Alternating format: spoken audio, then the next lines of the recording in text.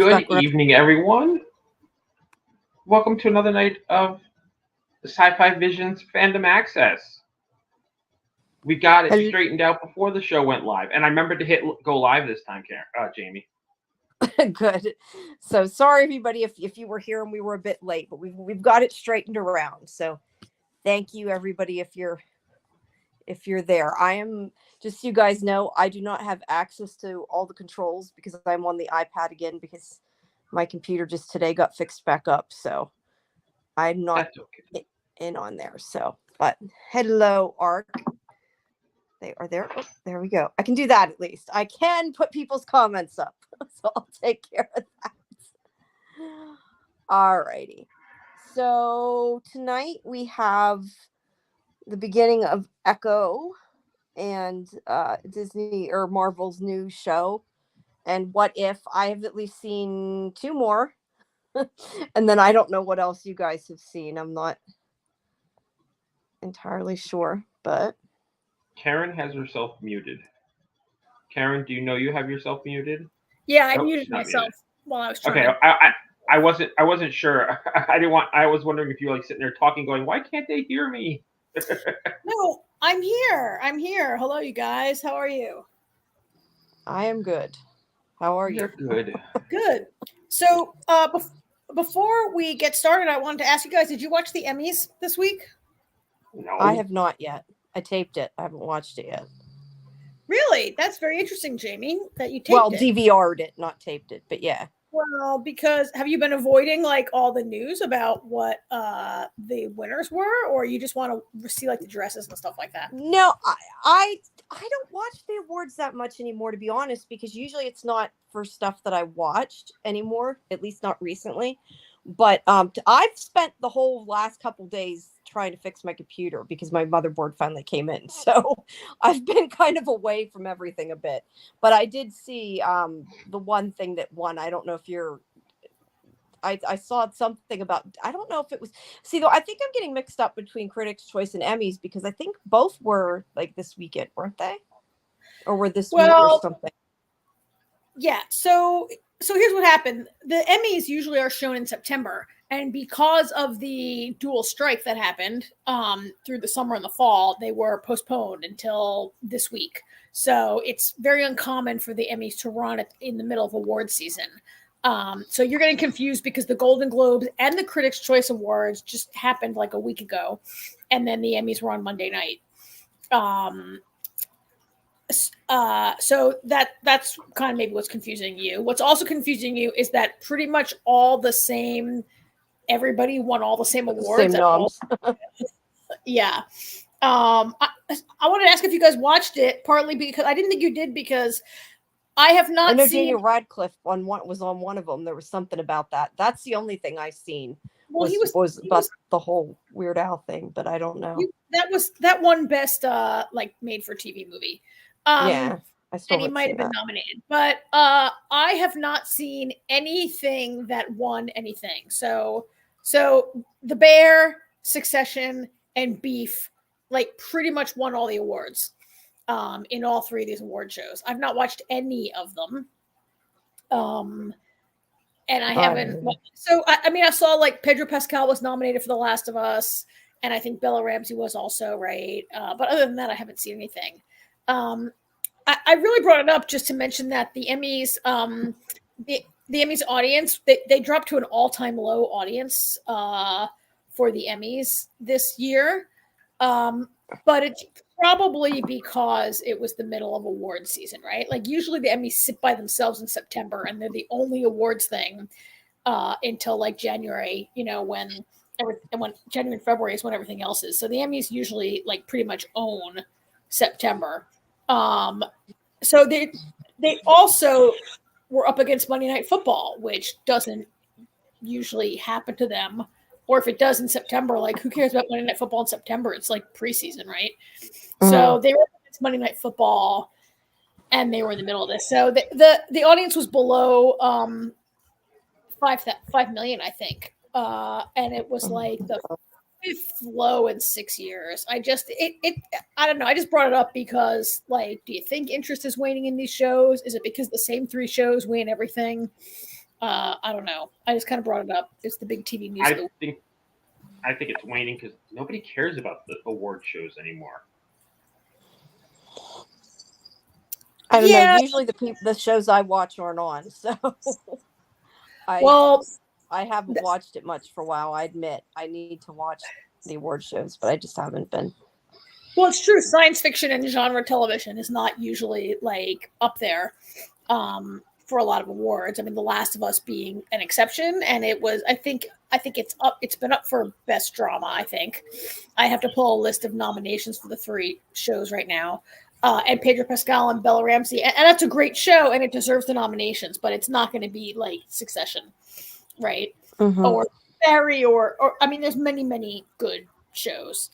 I also saw an article that was written by where did this article run? I left it up because I didn't want to. So Hollywood Reporter ran a story that was like, how in the era of, if this is peak TV, how did 3 shows win like every single thing? If there's so much great TV, how come only 3 shows win everything? It's a popularity contest. It's a popularity contest. So this writer for the Hollywood Reporter, who I should say their name, Scott Feinberg, posited also that, like, look, even if you're a voter, even if you're an Academy voter or an Emmy voter, you can only watch as much TV as a regular person can watch, right? Like maybe maybe you watch a little more because you have a job, but like maybe the voters have the same problems we all have, that like there's so much TV, you can only watch, you can watch. You're only willing to pay for so many streamers, and like if there's a big strike and the writers aren't and people aren't doing press for it, like maybe you're just like the rest of us and you only watch what you watch and know what you know, and you can't consume it all. I don't know. It was interesting coming from an outlet like the Hollywood Reporter. It's an interesting article if anybody wants to look it up. But I didn't watch it. I usually watch the Oscars and that's it.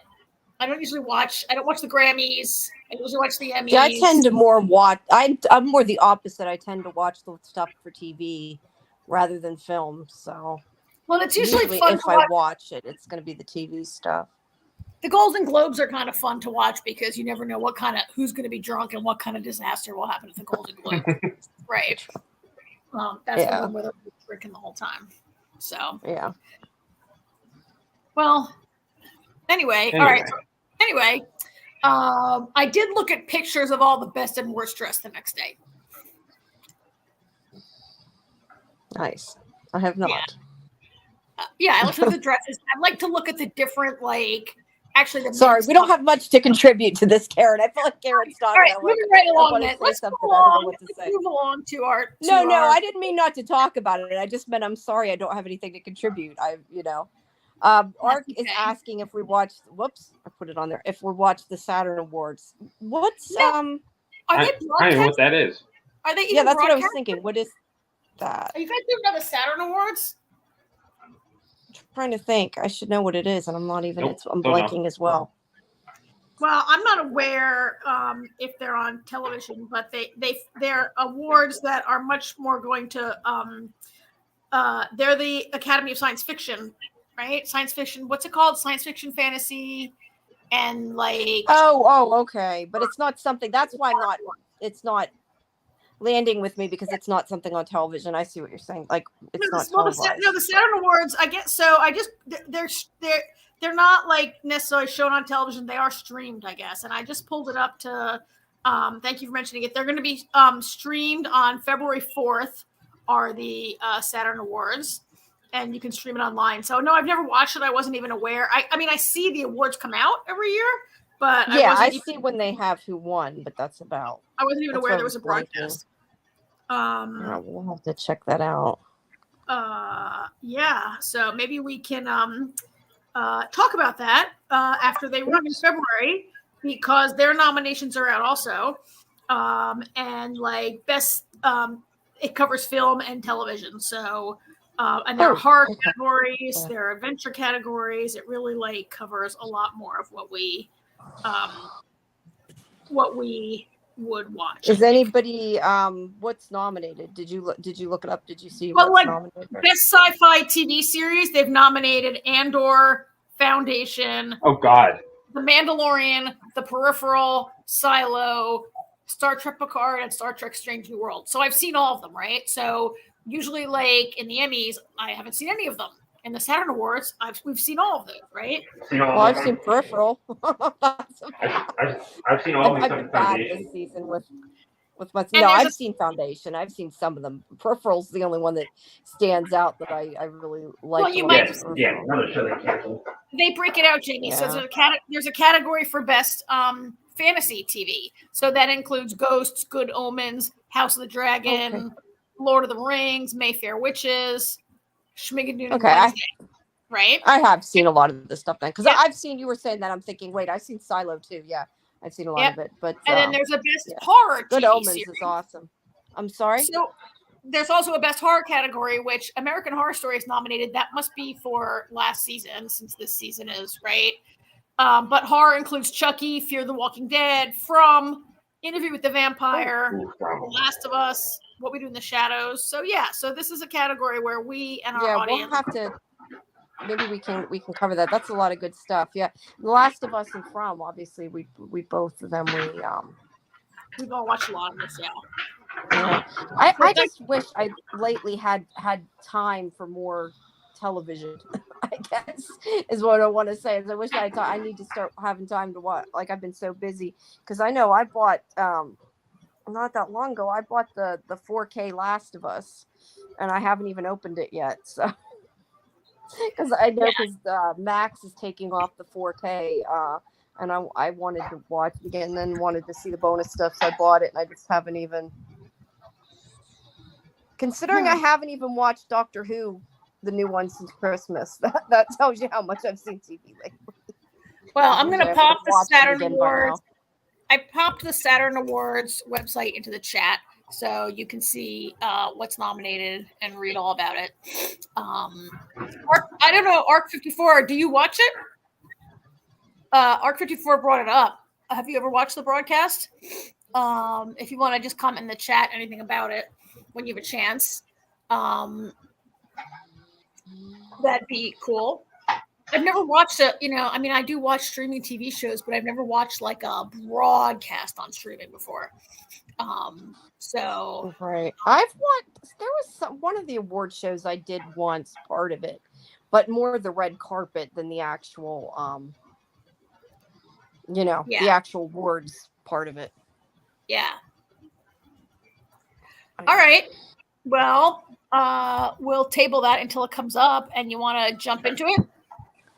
Sounds like a plan. Sure. We'll do first Echo. Yeah, let's go with Echo. All right. Now, how many of you guys seen? I have seen all of them. I sat down and watched it all in one night. So the one show I did watch. Yeah. I've only seen 3. I got halfway through episode 4, so maybe there's only 5, right? So we can maybe cover the first 3 tonight and 2 next week. And I understand episodes 4 and 5 are the best 2 episodes anyway, so we'll cover them next week. Okay. Well, if I go too far or whatever, just yell at me. I apologize. I'll try to, because I'm not. There's no way I'm going to remember what's what unless you tell me where it ends. Okay. So the first 3 episodes cover up to and including the incident at the roller rink. And episode 3 ends, I believe, when Maya comes home and sees Kingpin standing. Right? Okay. Right. Okay. So you at least know that he's back. That I think we knew. So we know he's back. Yeah, we did. We know the first episode. We knew. Yeah, but she didn't know it. I guess I should say. Now she knows it. Yeah. We knew when we saw the IV dripping into his arm in episode 1. Pretty much. So I made these nice little slides here with there's the logo. They actually have there's a cool piece of marketing artwork where they have the word Echo, but it's in American Sign Language. So you see a hand making the E, cool. which is pretty cool. But it's vertical and it didn't fit nicely on the slide, so I didn't include it. Speaking of, and I know you won't know what AJ, you haven't seen it all either yet, right? I'm sorry, I didn't. I haven't seen. I haven't seen episode 5 yet. Okay. You won't know what I'm talking about. I mean, I was going to say something that wouldn't really spoil anything. It's about sign language, but you wouldn't make sense until you'd seen it anyway. So I'll just hold off on my comment. But yeah. Okay. Well, So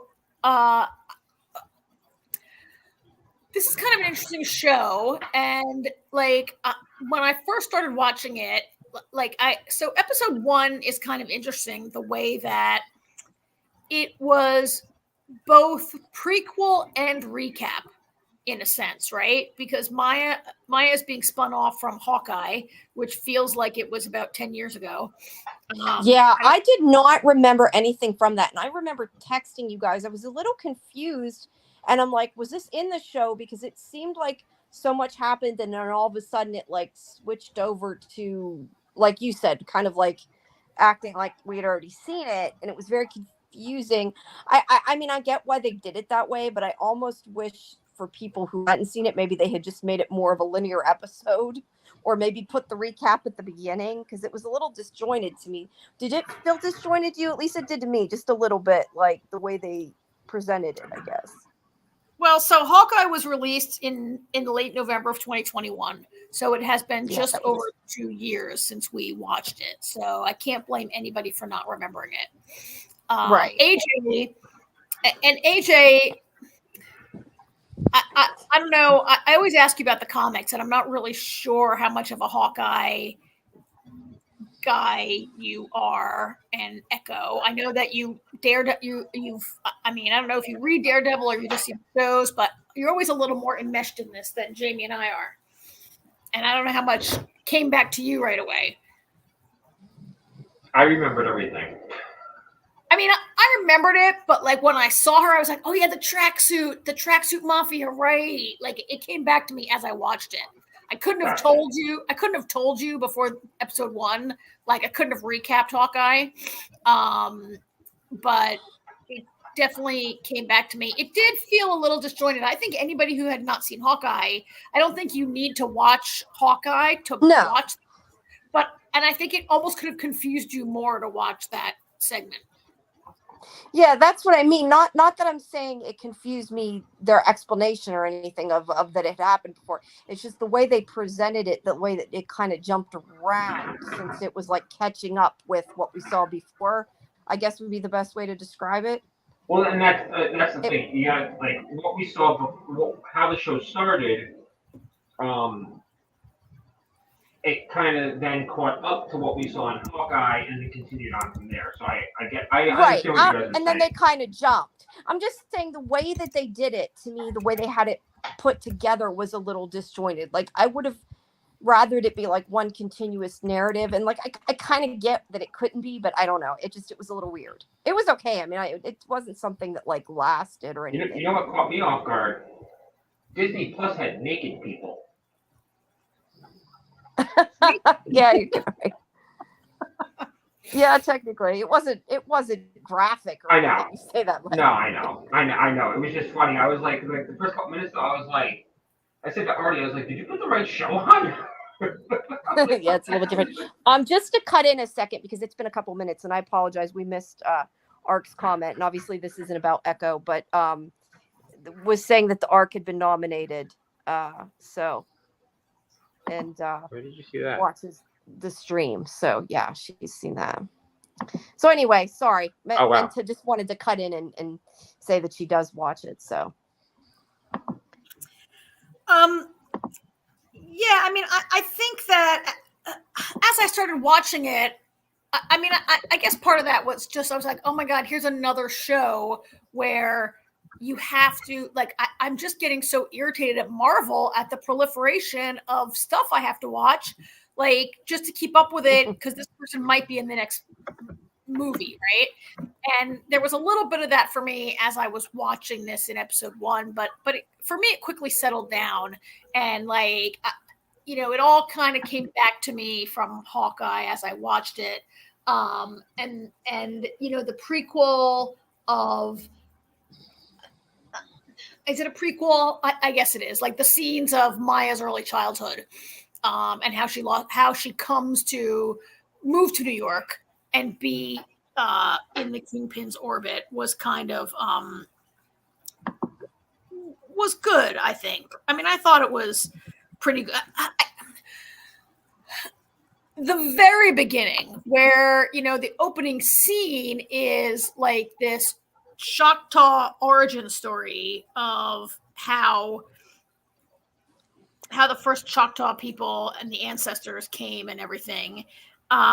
It was a little it takes a while for you to see how that is relevant, right? Like it takes that's threaded in through the episodes. I think coming on the heels of having just watched What If, which includes a not Choctaw, I forget what native people that I don't know what cohort he is. I forget what it is. It'll come to me in a minute. But having just watched that, I literally watched that earlier today or last night, I was like, wait a minute, like I guess I had it in my head that this was gonna be like a superpower thing or something, right? Because in What If, it's like all about but so in the first few minutes is when it was giving me like, wait, what? I gotta remember all this. But it actually like fits in kind of nicely, I think. I don't know. What do you guys think? I mean, I think it's a big part of it, but I've seen how it plays out. So, I mean, it's obviously a big part. I mean, in episode 4, I've seen the beginning of episode 4 where, there comes an explanation sort of why Maya has these visions. But,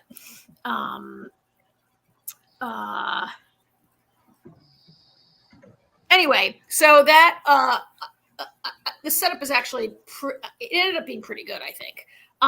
There's a picture here that I have up as Alaqua, I think is how you say her name. Alaqua Cox is the lead actress, who I was not familiar with right before the. No, I was not either. I'm not sure. Well, that's because her premiere was like her first acting gig was Hawkeye. Oh, okay. So she was really. I don't want to say she was discovered, but this is her breakthrough role in these 2 shows.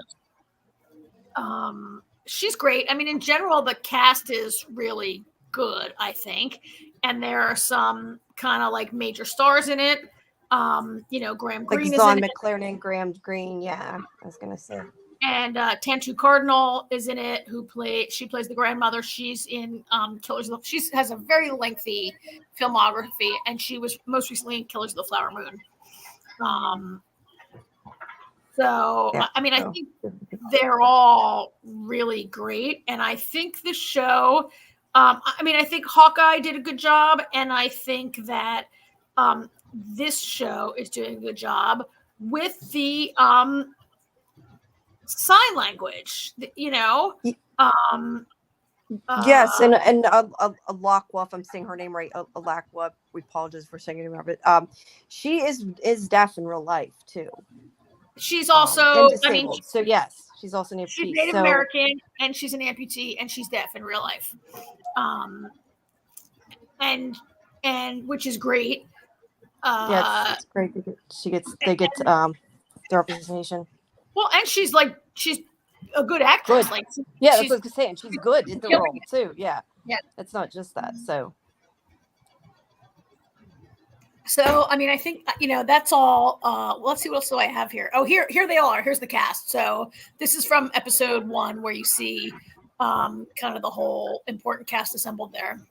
And then, we learn about, so this is a picture actually, that picture is actually from episode 4, I think, of the Kingpin, who's really not a factor in these. He's a factor, but he's not, he doesn't really come back. He's unconscious. He's presumed dead for much of the series. I remember when we watched Hawkeye, AJ said that you really loved Vincent D'Onofrio as the Kingpin, right? Did I make that up? Did I hallucinate? Nope, you didn't make that up. No, I thought they did a great casting with him. I thought he did a great job portraying Kingpin. And he's nailing like the comic book Kingpin for you. Yeah, he's actually I feel like they've even gone further with D'Onofrio. Like he's really fleshed out the character. I mean, the character has always been very layered. I mean, he's been around since early Spider-Man comics. So he's been around a long time. I think he does a really good job of making the character empathetic through parts of the series too. as much as he's like the villain. There were times when I kind of like feel a little bit for him because he seems to really care for her as much as he's insane. But that's neither here nor there. One thing I've appreciated about the show, I think it's kind of cool the way they implemented the Native American heritage into the show. Through the first 3 episodes, each episode has started with the ancestor, and then it's kind of like worked its way into the present day with Echo. Yeah. So I was going to say, because she doesn't exactly have, like, the ancestry type thing sort of is the superpower in a way. Like, it's hard to explain, but because she doesn't have any, like, powers, like some of the not that all the superheroes do, but I mean, I didn't realize. I don't know if I really thought she would or not. I really hadn't thought it through. But she doesn't have like super strength or speed or anything like that. That's actually a change they've made to the character in the show. In the comics, it is. She's kind of like Taskmaster. She can mimic fighting styles, and in the show, obviously they changed it to her having her abilities from her ancestors, which I think is really cool. I think it's a really cool way. I don't know why I was thinking that like there was some kind of, I don't know. I thought maybe there would be something to do with like echolocation or something. I don't know. Not that I really knew or looked into it. I just kind of expected something. I don't know. But I like the way. I mean, it works the way they did it. It's cool. For me, it doesn't. To me, I was very disappointed when she, in episode like 2 on the train, where she appears to manifest some powers. One thing I really liked about Hawkeye and about the early episodes of the show is that she is just a human without superpowers, and that like her deafness is her advantage in some ways, just as Daredevil's blindness, like gave him an advantage, right? Although, does he get actual powers? He's just a guy who can fight. Really, like his blindness made him develop like really his other senses. Yeah.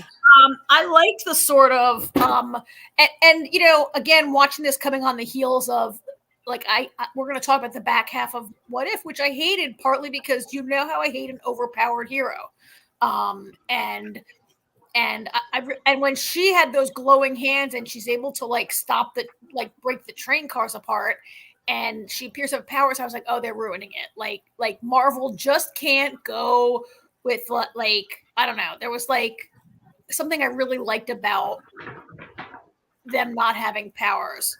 I mean, Hawkeye doesn't have powers and Natasha doesn't have powers, but they work alongside the Avengers and are equals, right?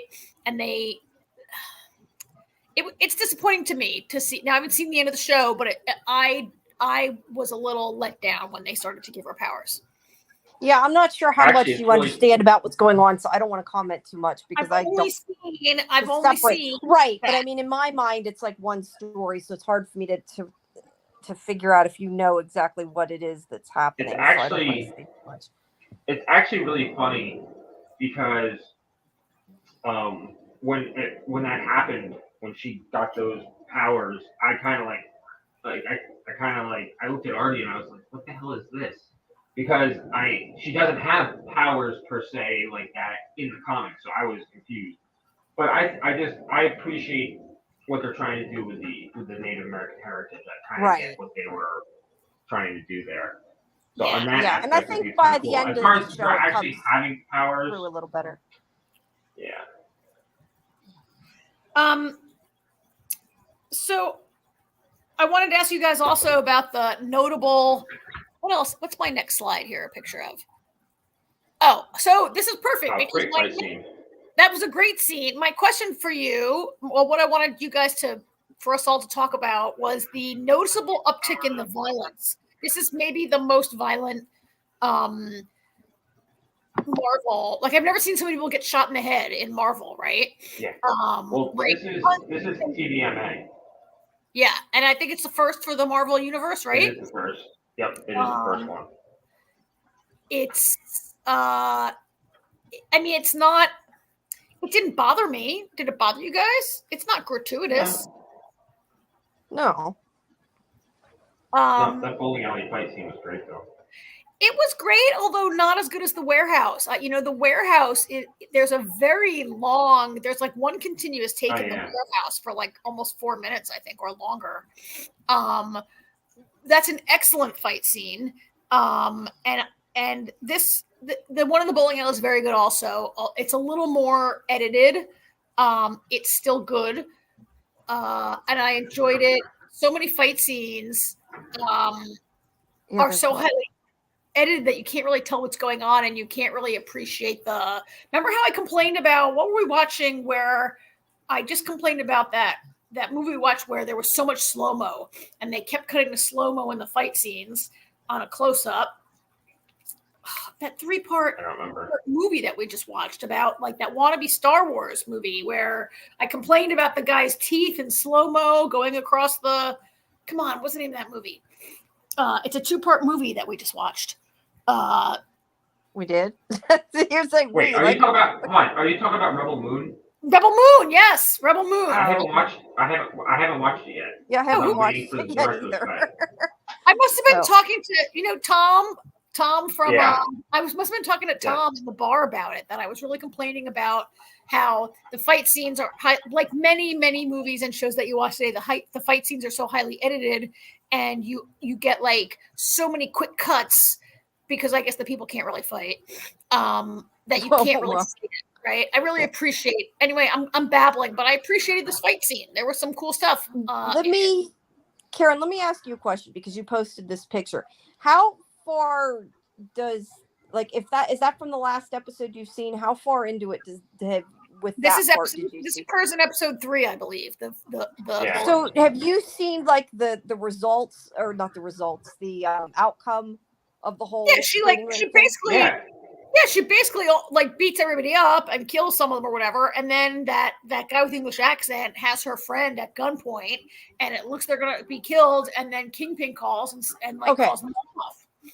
Okay, the reason why I was asking is you were talking about and saying about her not being able to hear being maybe an asset in times. I feel like there was part of those scenes when she was able to communicate, and even when her friend was able to communicate with the other guy with sign language, sometimes that became a benefit to them because they could do things without the other people knowing, and they were able to kind of time what was happening in that because the other people couldn't didn't know what was going on. But anyway, that you were talking earlier about that. It's sort of those scenes sort of played into that. Also, in a roundabout way, I said that weird, but also in the scene when Maya first escapes, she turns the music on full blast, to confuse them and conceal her any noise she's making as she sneaks up on them. Right? She blasts. Yeah. Kind of it reminds me in that Audrey Hepburn movie Wait Until Dark where the killers break into her apartment, she turns out the lights because she's blind, and it's to her advantage for the lights to be out, right? Similar thing. Yeah. Similar thing. So yeah. So what are you doing, Karen? What are you doing? I'm not chopping onions. I'm not. I think that's not coming out of my house. I don't think that's coming out of my house. No, it sounded like you were walking around doing something as you were talking. That's all. Oh, I did stand up from the couch. Sorry. That's okay. It sounds like. AJ's in a tunnel and you're chopping onions. So there you go. No, I'm not chopping onions. Okay. So, Jamie, I don't know. Anything else you guys really liked about it? I always like also AJ to hear how Artie liked it. Our resident teenage commentator. Yeah. He's really enjoying it. Damon likes it. I like it, but I just. You don't like it, huh? No, I didn't say I didn't like it. I'm enjoying it. It's entertaining. You like it, but you don't love it. Is that it? But I don't love it. I'm not like, oh my god, this is so great. I don't have that feeling about it. Like I said, the fight scenes have been great. I mean, it looks wonderful. But there's nothing really that gripping about the story to me that's like, oh my god, this is amazing. And everybody's doing a great. All the actors and actresses are doing a great job. It has nothing to do with any of that. It's just, I guess the story isn't really. But it's also, well, I want to say maybe it's too, because it's not like a, it's a new superhero. It's not somebody we really have seen before or anything. I don't know. I watched it all in one night, so I mean, I thought it was pretty good. I obviously enjoyed it. Other than Kingpin showing up in it, which I knew was going to happen, it feels very disjointed, I guess, from everything else. Well, like it doesn't the other feel Marvel connected. stuff, yeah. Maybe that's. It doesn't really feel like a Marvel show. Like, I will say that. Like, I don't. That's not necessarily a bad thing. No, I'm just saying. Like, it didn't feel Marvel like doesn't have a very good track record right now. Well, no, but I mean, even like Hawkeye felt more Marvel than this did. Like, this felt more, and yeah, you're right. It's not a bad thing. I'm just saying, like, it did not necessarily feel like you were watching a Marvel action series. But it was good. I mean, I liked it, but yes, it wasn't as much. I'm trying to think of the right way to say it. Like, it wasn't as much like suspense and like high. I mean, some of it was. Don't get me wrong. Like, we're looking at this picture. Obviously, there was fight scenes in it, but there wasn't as much of kind of that boom, boom, boom, pow, pow stuff as much as some of the other series. So I mean, it's a small story. It's not the fate of the planet like it is. Right. That's a good way to, yeah. I would also say, I mean, AJ, to your point, Maya's plan, I mean, if I think about it, it doesn't really make that much sense, because if you think Kingpin is dead, then it's over and you're free. But she mentions early on that, like, the Kingpin is over. It's time for a queen. I guess I thought she was going to try to take over his territory, but then she left. I don't know. Is his territory the whole country? Like, I don't know. Because she leaves New York. She goes to Oklahoma. And then she puts a bomb in the train car that that it blows up the warehouse in New York or whatever, right? And, like, I'm not... Like, as I'm recounting this, like, I don't really know what the point was or what she's trying to accomplish. Even though she thought the Kingpin was dead, the Empire was still there. So she's trying to take out the Empire. But is she, though? Because she said he had his time. It's time for a queen. I thought she was I think she's not. She's doing. I don't want to say she's doing bad, but she's not all altruistic for a while. What's her goal? Yeah, I feel like that's in episode 4, though. I don't know which episode it is, but I feel like she was yes, because you saw part of episode 4, and you're running into that. That's from episode 4. In episode 4, he shows up. When she's talking to Henry. When she's talking to Henry, you're talking about. In episode 4 begins with her having dinner with on the top of the on the top of the thing, not the building, on the top of the. No, that's in like episode 2 or 3. Yes, when they're up on the water tower, and she says he had. Well, that's when they have that conversation. Is when they're on the water tower. Yes. What's the next slide? That slide's not supposed to be in there. How did that get in there? Grogu. That's left from last week. Sorry, I just can't ever have. I'm gonna put Grogu in every slideshow every week. You need to like Photoshop him in and hide him in the corner or something. One thing I forgot to mention that I thought was really cool. I like how each episode started, how the Marvel Spotlight was different each week depending on the time period of the cold open of the Ancestry. Oh yeah, that was pretty cool. Oh, that was cool. Yeah, showing the different ancestors. Yeah, that was pretty cool. But that's what I'm saying. Like the cold open was done in that way. Like they had the silent film opening of Marvel Spotlight during the when they did that one flashback that was a silent film type depiction. And so Marvel Spotlight, pretty cool. Marvel Spotlight is new. This is the first show from Marvel Spotlight. Second. What was the first? Hawkeye? No. Werewolf by Night.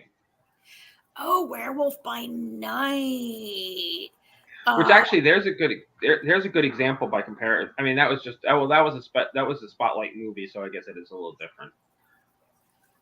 Well, because Marvel Spotlight is a like a comic series, and then like Marvel Studios is doing Spotlight also, right?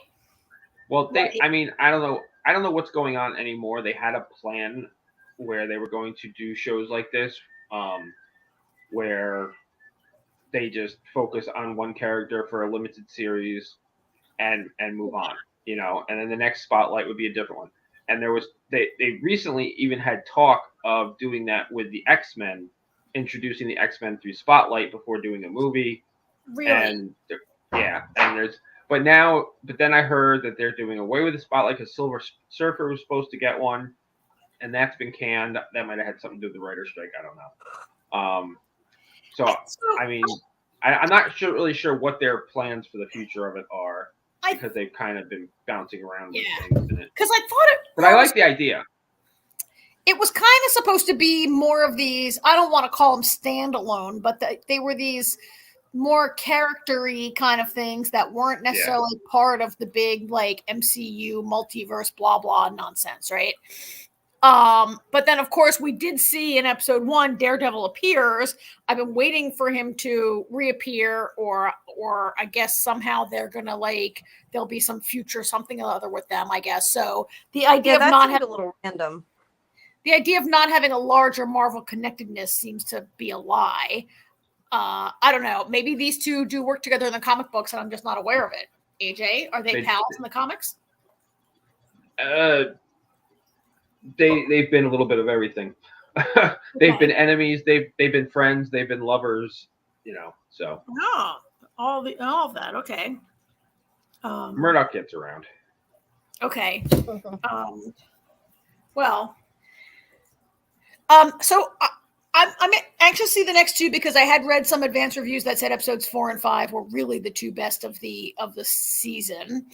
And so we'll cover those two next week, I guess, which anybody who's listening and thinks this is a fascinating conversation we're having can catch up and watch the first 3 and then join us for the next 2. And we can maybe move on to our next show, huh? Yeah. Which is What If? Well, we got a Grogu. Which is not Grogu. It's not Grogu. It's What If. It's What If. So, yay. So I've seen the next 2. And if you guys obviously can talk about the rest of them, I don't care. But I've seen through the next 2. Okay, well, yeah, so that means... Actually, I don't think I've seen the last few minutes of the second one, now that I think about it. I was doing something, I had to... It's been a long week. But I've seen most of the next 2. That's okay, Jamie. That's perfectly okay. At least I have a computer now. That's all I have to say. At least there was a point to it. So that means... Jamie, you saw episodes the one with Tony, the one with like Stark and the Grandmaster, and then the one with Peggy Carter. Okay, what if Iron Man crashed with the Grandmaster, and what if Captain Carter fought the Hydra Stomper? Okay. Yeah. Yeah, I might have mentioned last week that I was not a fan of this Grandmaster episode, and I had to watch it twice. I actually liked it. I thought it was pretty funny, but I really like it was funny. What's his face? I really like Korg. Jeff Goldblum. Yeah, well, that too. Yeah, but I really like Korg. I thought a lot of their stuff was funny, but yeah, I mean, a lot of that was like, I mean, it was kind of silly funny, but I liked that episode. I thought it was pretty good. Okay, AJ, did you enjoy it? I didn't hate it. I mean, there hasn't been any episode that I've seen. But like there haven't really been any. I mean, it was comical, which is what I think made it entertaining. Yeah, it was entertaining. I didn't really get how. The one thing that confused me actually was how the Watcher starts out talking about how Gamora's. It's a story about Gamora, but her story happens through. But her story happens through somebody else, and I'm like, that's just that's dumb. Yeah, I like was why like, didn't they okay, just if you make say it so. Stark's story? That would have made more sense in that. But With the like I said, description. it was entertaining. I feel like I was watching a pod race. Yeah, it was Yeah. definitely wacky. You know, and it was, you know, like I did not like any of the episodes, but it wasn't like, ooh, that was a really awesome episode. It was average. That's fair. Yeah. But it was Did funny. you like this one a little better? What if Captain Yes. Carter fought the Hydra Stomper? I didn't, but anytime I could see Peggy. I've never been like a Captain America, Peggy Carter super fan either. So. Oh no, AJ that and I didn't both surprise love her. me. Yeah, I know. Well, I never Peggy seen Carter, the series, so I only saw what was in the movies, and I've never been like super huge on them. So anytime I could see Peggy Carter kick ass, it's a good time. Yeah. And this was a little throwbacky to some previous, like, right? Like to some previous to last season. Yeah. Like he became the Hydra Stomper and they were on that ship and they fought the squid and all that last season. And so this is like you know, they find Steve again inside the Hydra, skinny Steve inside the Hydra Stomper, and he's been missing since like 1953. I kind of like this Michael one. Likes Peggy. Now, I think Michael saw at least some of these what ifs he was saying earlier. Maybe I'm wrong. I don't know. Yeah, Michael has watched What If. He's probably ahead of me. Yeah, we love Peggy Carter, and I mean I loved her on the Peggy Carter. Watch the series. I loved her on the Agent Carter series, but I like her in What If. We've seen her as Captain America in What If season 1 and in What If season 2, and I particularly liked her last season. I still like her this season. I like this episode. I like the What If episodes that are a little more. I don't know. I like Natasha and Peggy as like BFFs teaming up, and I like when it's really like, what if this happened? What if Steve didn't become the super soldier and Peggy did, which is what we saw in season 1, right? And then like this continues it. You know what else I liked about it is Steve has kind of taken on the role of Bucky, because Bucky survives. Bucky doesn't become Winter Soldier. Instead, Steve becomes the Hydra Stomper. Yeah. Bucky goes on to become the Secretary of State. He doesn't. Yeah, there's no Winter Soldier. I like when. Gee, I don't know what I'm trying to say. Not that they're more realistic, but when they're more tied into larger Marvel storytelling and they kind of make sense. Rather than episodes where it feels like all the ideas the interns had that didn't get used, let's like stir them up into a pot and make a story, which is kind of what happens later on. Yeah, I like this. The only part I didn't really like is like I don't like when Peggy addresses Nat as Widow. Sometimes she calls her Widow most of the time. She rarely calls her Nat. And I'm like, gee, Nat never calls you Captain. But and I liked the Red Room. I liked the Red Room because we just saw that. We just see it. That movie was the Black Widow movie was a while ago, right? But we all kind of should remember. It was kind of cool the way they tied the Red Room into it. Yeah, and she has to fight Melina. I mean, I like those. I thought some of my favorite animation in this series has been in season 1 and 2. Peggy Carter fighting and Nat fighting are some of the best animation we get, I think. We've talked about how the animation this season isn't switched up as much as or at all, really, the way it was last season. But we had some great shots of Peggy fighting, and particularly of Nat fighting the other Black Widows, where it was kind of some cool animation. Like when they all like have to leap over that fence. Some go under the fence, one goes under the fence, one goes through the fence. That was a cool shot. I don't have a picture of that because I only use what Disney puts on their press site. I didn't like screen grab anything from the TV. I don't know how to do that, even if I wanted to. We don't want to take anything we're not supposed to anyway. So people can pretend. It's all been released. It's probably fine, but I don't know how to do it anyway. So but I do like some of that animation. I liked all those robots. I also liked like that sort of John Mellencamp town they talked about. Yeah. Chance for Peggy to drop some popular culture references in there. It was pretty good. It was, Jamie, I don't know if you saw the next one. Is this the next one? No, I did not. But that's okay. You can talk about it. The next episode is What If Kahori Reshaped the World? And it is wait, who's it about? Kahori. Her name is Kahori. She's a native, young Mohawk, Native American Mohawk woman who. Oh, so it's not one of the characters we've seen before then in like Avengers and stuff. No, she looks like this. So in this episode, that's kind of surprising though that they use somebody we're not familiar. Well, I mean, I'm sure some people are familiar with her, but I mean, like not from the regular. Is she from the comics, AJ?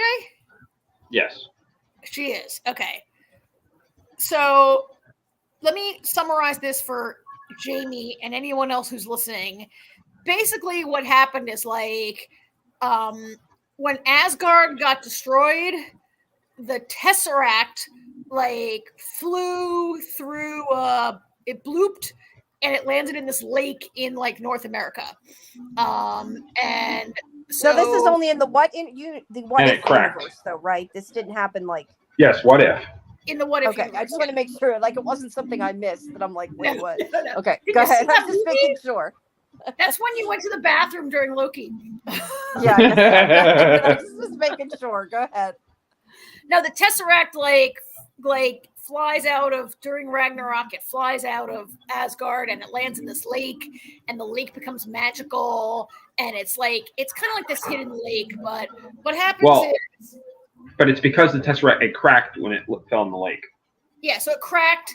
And the lake is like magic, but it's like hidden in a forest and it's a forbidden area, whatever. It's like a legend. Nobody goes there. What happens is, of course, the horrible Europeans come, the Spanish conquistadors come, and they want to they're looking for the Fountain of Youth, which, okay, that legit happened. The Spanish came to Florida, right? Ponce de Leon was looking for the Fountain of Youth or whatever. And they're basically jerks who are going to shoot all the native people or whatever. They shoot Kahori. She falls in the forbidden lake. And because the Tesseract is in there, she goes through a portal and goes to do you remember when in Westworld they went through that portal? It looks like they're walking between a cliff and they go to wherever the robots go in the afterlife. It's kind of like that. They go through this portal to this place where they don't age, they don't die, and they all have powers, and it's all perfect, except Kahori is like an annoying, I have to go back. She's like Jack from Lost. She's like, we have to go back. No, the Tesseract is the Mind Stone, right? Just to remind me, because I am not know as much Marvel detail as you guys. No, which stone is it then? Am I mixing it up? The Tesseract. It's got one of the stones in it, though, right? It has the blue one in it. It has the Infinity Stone in it. Oh, I was thinking it was the yellow one. I'm mixing it up then. No. Okay, it has a stone in it. Okay. It's that blue. Don't mind me then. I was thinking Mind Stone. The Tesseract is isn't it that? Okay. The Tesseract is that blue staff, right? That has the stone inside it. No, it's the cube. That's what I was gonna say. I thought it was the cube Loki had. I thought it was the Mind Stone. Yes. I was mixing up which stone it was then. It's the cube that Loki tried to get that caused him to go to the TVA caused him to be in the Loki show. It's the Tesseract, okay. So it isn't relevant anyway. I'm just curious, but go ahead. So anyway, wasn't she was kind of like Jack, she makes this friend and he's like, it's beautiful here. It's perfect. It's a perfect world and you can never leave, but just learn to enjoy it. She's like, we have to go back. We have to go back and help them and save them. And they're like, Jack, shut up. And she's like, no, I'll go by myself. So anyway, that's kind of what it's about. AJ, one thing I objected to, I alluded to it earlier, is that everyone has powers, but Kahori gets superpowers, and she's basically almost invincible, right? I understand I was gonna say like her powers are almost infinite, which is dumb because I guess like the Infinity Stone could whatever, right? Yeah. But make you infinite. But I don't like an overpowered hero, and that's kind of what she is, right? I agree that I don't like an overpowered hero, much like what we ended up getting in Secret War. Yeah. Or not Secret War, Secret Invasion. Secret Invasion. I don't feel Kahori is overpowered. I mean, who she was fighting, she was able to take out rather easily. Because they didn't have any powers. So I don't feel that she's overpowered, though. Okay, but you know how everybody else can only run as fast as the regular buffalo, and they can only get one buffalo fruit out of them? And then she can run like faster than everyone and get like 14 buffaloes. I mean, we have a commenter, iBeamer, doesn't think we've seen enough of her peers to say she's overpowered. That's fair. Maybe the other people, we didn't see them do things she did, but maybe because they don't feel they have to, they don't want to go back. They're happy. They don't want to have to, but yet. And I don't know if you've read the comics, maybe she's not like that. I feel like, well, I think also part Michael of it too, answered my question. It's the Space Stone, not the Mind Stone. Not that was relevant to anything. I just was curious. I'm going to put it in writing next time. I said it, but I don't think anybody heard me. I mean, in the comics, is she? The comic, regardless of the comics, what we saw on the show, I feel like part of the reason she was so powerful is because she believed more, because she was so adamant she was so adamant about going back that everybody else was kind of like, all right, let's go with her. So I felt like that's why she was a little more overpowered, because she was a little more like nobody else was able to go back before her because they didn't try as hard as she did. She was more determined than her. Yeah, her determination, I think, is what makes her seem a little more overpowered than everybody else. I guess, to be fair, her determination is based on, at the moment she came through, her village was under attack and her brother was possibly being killed, whereas maybe everybody else just randomly fell in the lake, right? And weren't like so upset and worried about saving their entire nation or whatever of people. Maybe, okay, I could see that. Maybe she's like, not that she's more determined because she's like a stronger person or a better person or whatever, but she had a higher motivation to return, maybe, and to use those power, right? Maybe, I don't know. Maybe I wasn't aware that there was anybody like this in the Marvel comics, and well, in the What If there is, but she's in a comic book. She's in the What If section of the comic. What If is a comic arc. Yes, you're right. Okay. I kind of liked it. I mean, it was kind of nice getting to see all those Spanish guys get like. I really liked when they like stampeded that guy. They just stampeded that guy till he like sunk down in the sand. And I was laughing. And then he and it was cool when she did like a Neo, like, you know how in the Matrix when they shoot bolts at Neo and he puts out his hand and stops them, except Kahori. I thought the same thing. Right, except they're cannonballs. Coming from like a ship, which was kind of cool. I mean, I don't mean to complain about her. I do like Kahori as like her personality was kind of good, and I think they did a pretty good job. Very much of this episode is in Mohawk, the Mohawk language, and all the Mohawk characters speak I mean, pretty much the entire episode. Is there anything? Okay, it's all in Mohawk, except when the Spanish people speak Spanish. There's like no English in this at all, except when the Watcher speaks, I guess, right? Yeah, I hadn't really thought about it. That's interesting.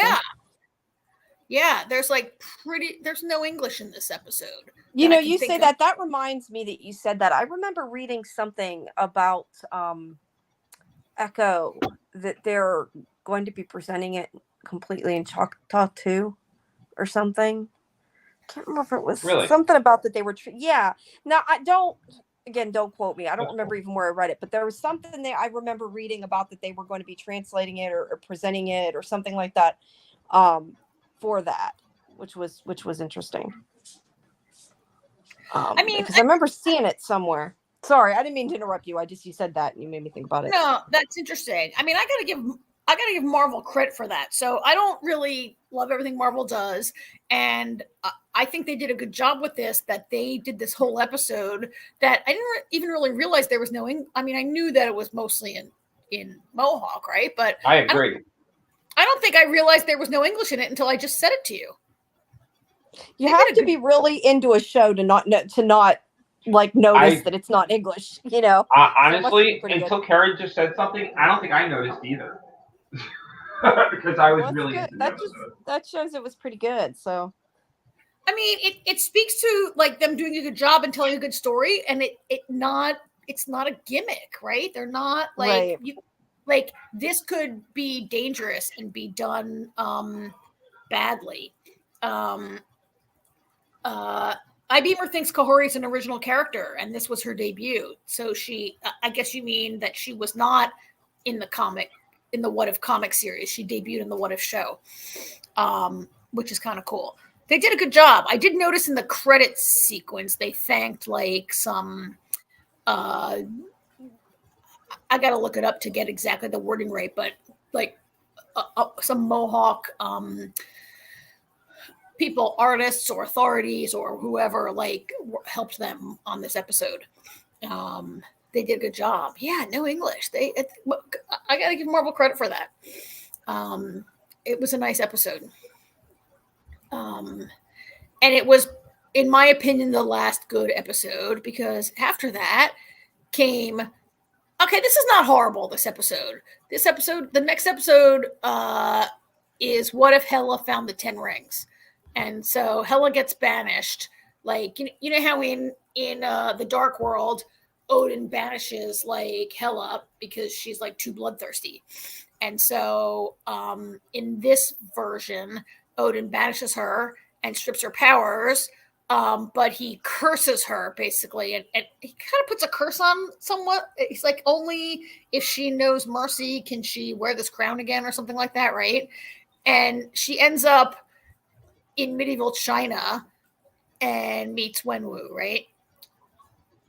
So this was a little kooky, but I don't know. Did you like it, AJ?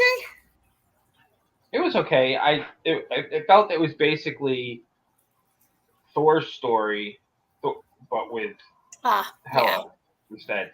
Yeah. You know, instead of the hammer, it was her crown. So when Thor gets thrown down to Earth and he meets Natalie Portman in his first movie, it's basically that story. Look, I was blown away. I cannot believe they got Cate Blanchett to do the voice I cannot believe they got her to do it. Why not? They've gotten lots of other people too. I don't know. They couldn't get Robert Downey Jr. They can't get a bunch of people. Everybody's not in it. I say 80% right? of They can't get. They don't get Anthony Hopkins. Doesn't do Odin. They don't get everyone. They did get Idris Elba for this episode. I just couldn't believe they. First of all, Cate Blanchett is. I'm sorry, like, I was just gonna say I missed Beamer's one comment on the last one. I'm sorry, I did not see that. Karen mentioned it. Oh, did you? Okay. Yeah, well, you didn't. I don't think you put it on the screen. Didn't see it come up on the screen. Sorry, I'm trying to keep up with at least with the comments on the screen. I just feel like every time I turn around, Cate Blanchett is spending a year and a half making an Oscar-nominated movie. And I just can't believe they found that they got her to do this. It's great. The Dark World is not my favorite movie in the Marvel stories, and Hela is not my favorite character. But I do. It wasn't the Dark World. It wasn't the Dark World. It was Ragnarok. Ragnarok. It's Ragnarok. See, it's not my favorite movie. She's not my favorite character. I do like what Cate Blanchett does with her, and I was impressed they got her for this. And she was good. But you're right. It's like when Thor gets banished and he has to go to Earth and learn some things before he can like wield Mjolnir again. And there's this kind of whole sequence where she has to, where like Hela has to like learn martial arts, but she has to also learn like not just martial arts, but she has to learn this like internal, like, I don't know, how to control herself and how to be at peace. She has to learn all this like meditation kind of stuff, right?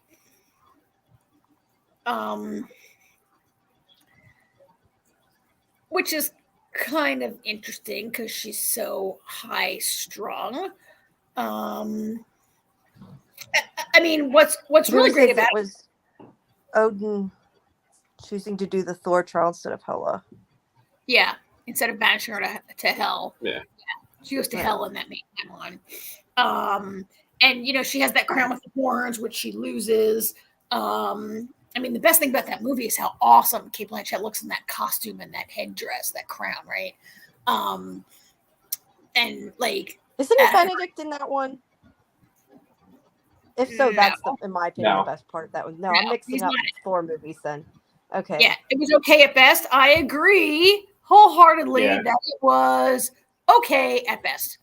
And it's a lot better than much of what was to come in the MCU, like every movie of the last 2 years. But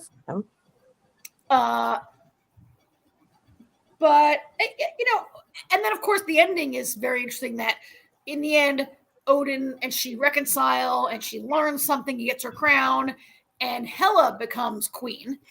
And she vows that she's going to release the 9 realms to each become their own, like, you know, realm of their own or whatever. She's going to ensure everybody's freedom, and you know, she's actually gonna even like, she's gonna like save Gamora. Like when Thanos attacks Gamora's planet, like she becomes this real force for good and freedom in the known universes or whatever. It's a total switcheroo of that. That was the last good one because I hated the last 2 episodes. I hated 16. This is 1602. This is the image that I like 1602. The image. It's interesting to me that the image that Disney made available in the press kit for 1602 was this picture of Scarlet Witch, and not like all the people who are trapped in, like everybody gets trapped in 1602, right? Like the title is of this episode is what if the Avengers assembled in 1602, and Peggy Carter shows up there, and like basically everybody's stuck in 1602, right? Nick Fury's in 1602, Loki's in 1602, Hela's there, Tony's there, everybody's there. I thought the story was a little thin. It never was really kind of clear to me how they got there, how the tear was sucking them out, and there's some bad. There's some omen that somebody called the Forerunner is behind it or whatever. Like I didn't really like, and like I don't understand if Thor has the time stone, why are they stuck there? Or they don't even know they're stuck there, right? Like Tony Stark appears to really be from 1602, right? Like I was very confused if they got blooped in time, if they were already, if this is just a timeline where the Avengers emerged in 1602. It just kind of made no sense to me. And they're like, Peggy, you need to fix it. And when she can't fix it, Thor's like, Peggy, you suck. We need to kill you. Right? Like, like the whole thing to me was, I don't know, AJ, maybe you understood it better and can articulate better what was going on. They were, from the way I saw it, they were all already there. The only one that got pulled in was Peggy by Scarlet Witch. The thing that I liked about it, 1602 was it felt like, I don't know, I felt like I was watching an episode of Robin Hood. Like some Robin Hood TV show or movie or something. So I really enjoyed that aspect of it. I also really liked all the Peggy and Steve stuff. I mean, I liked it, and it definitely was a theme of the season, and it was leading into some other stuff, right?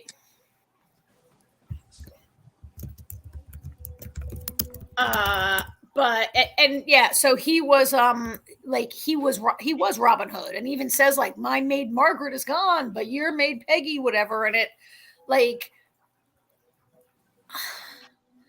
I don't know. To me, I had a hard time following. Like I guess they all were from 1602. I don't know how Thor.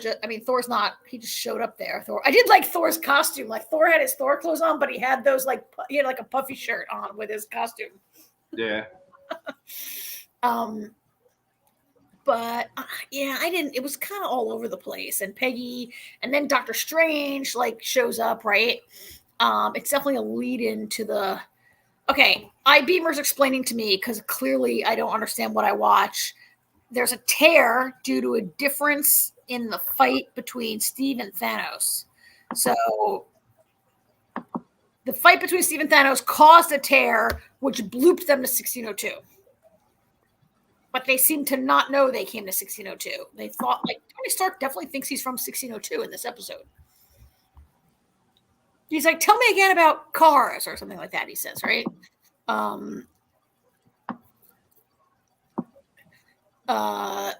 Happy Hogan is there. They're all there, right?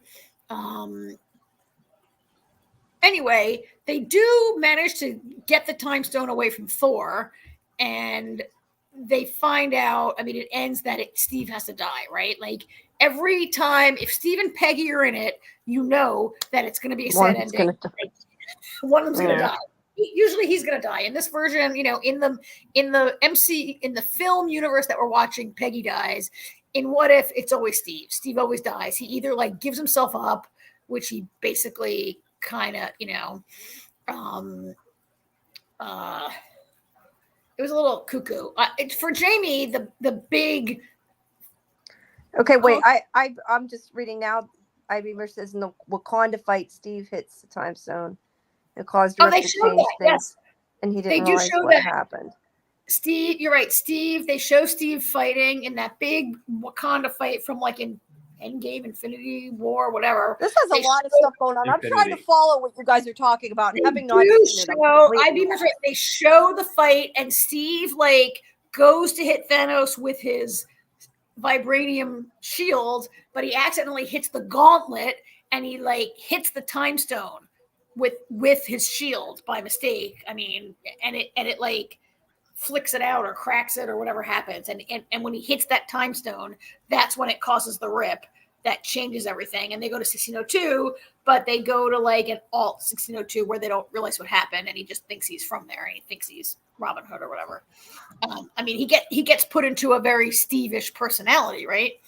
In 1602. I just watched this like today. How is it that like 8 hours later, I need someone to explain it to me? That to me is a problem with the show. I wasn't, I was watching it. It was because it was magic. Karen doesn't like magic. I don't like magic. She wasn't paying attention. I don't like magic. I want science. How do you not like magic, but like Harry Potter? Or at least pseudoscience. I like pseudoscience. No, I know. I'm just teasing you. Yeah, I know. Jamie, I don't know, but I'm completely lost trying to follow what you guys are saying because without seeing this episode, none of it makes sense. No, but Jamie, I'm trying to listen to what you're saying, but I'm getting completely lost. For Jamie, the main thing I heard was Benedict was, well, at least Doctor Strange was in it. That's what I heard. TLDR. Benedict Cumberbatch is in it. Jamie needs to watch it. Doctor Strange shows up at the end, and Doctor Strange is the main bad guy of the final episode because it's the What If. Remember how Strange became like, it figures the ones I don't watch are the ones I should have watched, right? But I watched it in order. It was good. I'll have to go finish it. I hated this episode. AJ, talk about it. I can't talk anymore. You need to flip the picture if you're so we're less confused. Okay. No. Does somebody have a daycare center going on in their backyard, in their back of their room there? That's better. It's AJ Strong phone speakers, I guess, because I'm in the living room alone. So okay, I don't know how you guys heard that because I didn't even hear what the hell was just going on, and I'm here. I don't know, AJ. I just know I'm alone, so you can't blame me. It was a cat. It was a cat. Oh, that was a good point. And I think, much like children, you'll learn to tune things out. So here's This ID is true. Yeah, we can No, I only can hear hear Alyssa. Is that Alyssa? Yes, we hear you. Now Stop it is. talking. Yes, we hear you. Yes, they can hear Everybody you. hears you. Yes. I'm gonna mute you, AJ. Yeah, I just muted everybody him. can hear you. I just muted him. He can unmute himself when they leave the room. And Vi Beamer says they weren't happy with Strange Supreme becoming the bad guy again. See, this is the one I should have watched, and then I could comment on it. I'm inclined to agree. Go ahead, AJ. Yeah, I wasn't either. I mean, basically, the whole point of they needed a powerful enemy, so basically they made Supreme Strange bad again, so that they could bring Kahori in, and her and Peggy could save the day. Yeah, and I think it was a regression for Strange. Like, to the premise is that Strange can't live without his true love, and he's trying to recreate his former universe to bring her back. And the only way he can do it, Jamie, is by catching every universe-destroying villain from every universe and feeding them into this forge, basically a big oven that's it's silly. But I think, in short, I think this idea that he can't live without her and has to, like, commit, like, terrible, terrible acts to bring her back is a step back in his character development across many media, right? Also, doesn't he end up getting married to in the comic book universe, to somebody else? Okay, yeah, I mean, he thinks he can do it. He thinks it's the only way he can do that. Turns out there's a better way, but I mean, regardless was that sound effect on purpose, or was that just background noise? It was awesome. Regardless, yeah, I know, it fit right in there. I think Strange learned that lesson in the comic books. He learned that lesson in What If last year. He learned that lesson in the movies. He Strange. Yeah, it seems like, strange they're doing it again. It's not original territory for his grief, and they made him the anti-Peggy, whereas Peggy's grief for Steve results in them always do the right. Steve and Peggy are so freaking perfect, and they always do the right thing and sacrifice themselves or each other, right? And Strange they make to be this, like, very selfish guy who, like, does everything always to be with this woman who he kind of treated shitty in the first place. Clea. I think that's her name. Yeah. It's also AJ's muted again. Did I mute him? Did he mute himself? I muted myself. Oh, sorry, AJ. You sound quiet now. I mean, I don't know. Did you agree? Did you not like Strange's development or the very convoluted story? There was kind of an awesome fight scene. The fight scene was great. Yeah. But his like you said, it feels like he's regressed. Yeah. I mean, it was fun seeing some of these many. All right, now we got some typing going on. That might be Jamie. Responding to yeah. Although I can't spell that actress's name, but it was fun seeing all the villains, and I liked there was that kind of scene that reminded me of Gandalf on the Balrog, where, like, Peggy and you Steve, shall not pass. Is that what he said? Where they're falling and falling and fighting and falling. But in general, I just felt like it went on and on. Like, most of this episode was Peggy fighting various things that Strange threw at her, and then she gets some help when Kahori from the previous episode shows up to help her, and they, then we have an overpowered Strange versus an overpowered Kahori. And it seems like every time it gets over, like, some more stuff happens, and it I don't know, it felt like it went on, and like, did I need to see? It was seriously like 15 minutes of fighting, right? It was kind of long. I'm okay with that. It was kind of a lot. And then every time he thought, I did like when Strange was like, I'm going to make myself into like 50 Stranges. And Corey's like, oh, good idea. And she makes herself and Peggy into like 50 of themselves. It was a little.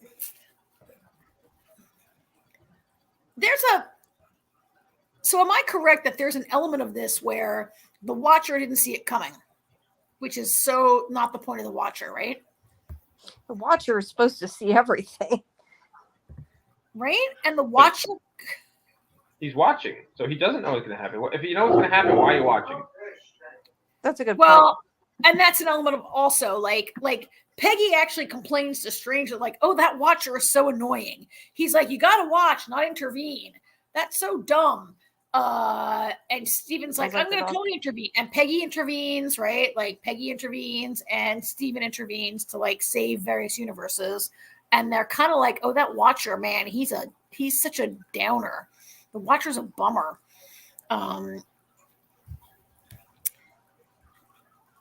It ends, Jamie, with a Doctor Who moment where after Strange is like defeated, he's not defeated. He kind of like, in the end, Strange sacrifices himself, right? He dies in the end, or this version of him dies in this one. And the Watcher's like, all right, I'm going to take you home, Peggy. And she's like, oh, do we have to go right home, or could you show me the multiverse? Like, give me a tour of the multiverse. It's like Doctor Who and his companion. Like, it's like, should we go home? No, let's check out the multiverse before we go home. Yeah. Beamer said the first season made sense when Ultravision attained that higher awareness, and the Watcher didn't realize it right away. Yeah, I remember that vaguely. Yeah. I'm trying to connect it. I do remember that. But yeah, that I agree with you. That does actually, that makes me more think about Clara when you said that about when she didn't die yet, like she still had what was left of that moment before she went back. Yeah. But back to Beamer, or Beamer said it didn't make sense, wasn't watching this develop. Yeah, the Watcher should have been watching it all, but I'll have to watch this and then give you guys my full comments, because I'm like commenting and haven't seen it. But the Watcher's like a Time Lord who doesn't. I mean, you should watch it for. Yeah, well, I'm definitely gonna watch it. I would have watched it today, but I was trying to fix my computer, so the longest one is like I can do my interview. Bang it out. Yeah, they're not long. I know. I am gonna watch it. Actually, if I didn't have more screeners tonight, I'd watch it tonight. But I'm probably already gonna be up late watching what I have to watch. So, unfortunately. Yeah, I just felt this last episode was like the writers were sitting around like getting high in the writers' room, and then what if like dog versions of themselves show up, and then what if they make 50 of each other? And then, I just made that up. They don't make dogs. Okay, I was gonna say, I'm like, what? Saying they were like throwing every crazy idea of every kind of fight they can have, and every kind of villain they can be, and every kind of old person who could show up, and they just were throwing all this. Like, there was some good animation of it, but I'm like, oh my god, like, did you not have enough story? Do you have to fill up the time with like extra random fighting? It was a little. It just went on a little long for me. Well, there is a season 3. I just looked it up. I was curious. So it is coming back. Oh, that reminds me. Soon actually. One of the episodes had a Did any more of the episodes have the post-credit scene? I don't even remember which one it was. No. One of the two I watched had a little post-credit. Yeah. I think it must have been the Stark one. No, they didn't. I purposely fast-forwarded through all those credits of multiple countries and languages so I can double check. AJ, when's it coming back? Disney goes off of it. Makes it hard. Sometime this year. Because I guess originally it was supposed to be the second half of season 2. But because of... I'm guessing again with the writer's strike and everything, they said because it was going to be a bigger gap than they wanted to, they're just calling it season 3. Okay. So sometime this year, I don't know when. All right. Well, we got one more thing on our slate tonight, which is going to be Monarch. But before we do that, since Jamie doesn't watch the show, Jamie, do you have some SciFiVision.com updates or anything? Yes, I was just going to say the other show and it just started. Again, this is not science fiction or anything, but Belgravia, the next chapter is what my next thing is that I have interviews with the leads with tomorrow. So that started. That is like sort of, it's made by Julian Fellows. So it's another sort of like Wait, what's it Downton called? Abbey type show. Belgravia. Well, this is the next chapter. This is like the sort of like a season 2 / spinoff, because it's about a different group of people in a different time. But anyway, that's what is on my radar right now. Not that that's sci-fi, but that's what I'm going to be doing. And then also more La Brea, but you guys don't watch that either. So The Way Home, which I had mentioned before, I know you love that. Yeah. starts on the 21st. And I am going to try to, maybe next week, if people are interested, we can play a little bit of the clips from SkyMed. Without having my computer and everything, I couldn't get the rest of the video edited. I got the one edited because the one interview for SkyMed is up, but they're not, all 3 of them aren't. So I didn't have enough to put it on the show tonight. But people can at least go see that now, because it's at least on the site, and we'll see after the fact. But okay. But yeah. And then The Way Home will be coming. Well, and also, so we should make sure everybody knows that Quantum Leap is coming back on Tuesday, January 20th. It's moving to Tuesdays. Oh, cool. From Wednesdays. It's cool. Only 4 days. Except that our show is on Tuesdays, so we will be one whole week behind. Oh, yeah. We'll be a whole week late with our coverage of the show, because I don't think we can watch it at 9 and get on the air at 10. No. Well, I mean, we could do a little mini post show thing maybe, but it would depend if if we could do that. That's how we've always done it. If something is on the same day as the podcast, we just save it for next week. That's how we've always done it. Yeah. So we'll be a whole week. I do want to mention one thing, and this is just random, but I found out about, so I was just going to mention it. Sammy from TV Grapevine. I can't talk. Grapevine. Yes, we love Sammy. Yeah. She co-wrote. I'm assuming it's digital. I haven't looked it up yet because I just got the message while we were doing the podcast. I haven't read the whole thing about it. But she co-wrote a book. She's having I don't know if it's like a launch party, but it's some kind of Zoom thing.